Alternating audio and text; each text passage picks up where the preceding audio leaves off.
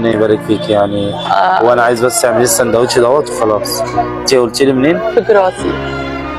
انا من تبوك. تبوك دي تبع السعوديه ولا ايه الامارات؟ السعوديه. ربنا يبارك فيك. الله. اعمل السندوتش ده لبنتي. طب كوكو اقعد، انا هبقى هجيب لك وجبه وتاخدش في ايوه في كيس تاخد لبنتك. بس انت هتفهمي ان انا كده شحات. لا لا يا حبيبي، لا لا. ربنا يبارك فيك. الله يعزك. فوق راسي. انت الاول انت مصدقاني؟ مصدقك. مش حاسه ان انا نصاب صح؟ ربنا اعلم بيك، بس انا مصدقاك. بدي اعطيك شيل بنتك وارجوك تاخدها مني. عايز بس اسالك سؤال، انت قابلتيني قبل كده بالله عليكي؟ لا.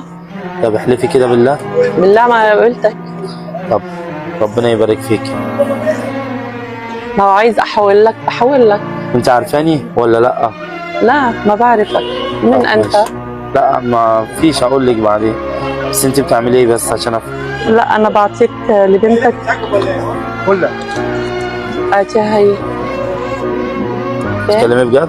ايه بجد انت مثال مشرف لكل ست مسلمة فعلا. الخير في امتي الى يوم الدين. ايا كان الراجل ده بيعمل فيديو وهو بيختبر الناس في الشارع، بس الاسلوب بتاع الست سواء هي ايا كان هي من اي بلد ولا من اي دولة، في غيرها ناس كتير. وانا الراجل ده فعلا بيعمل فيديوهات كتير وفي ناس كتير بتساعده، فده بيدل ان لسه في خير ومحدش يوقف الخير عنده.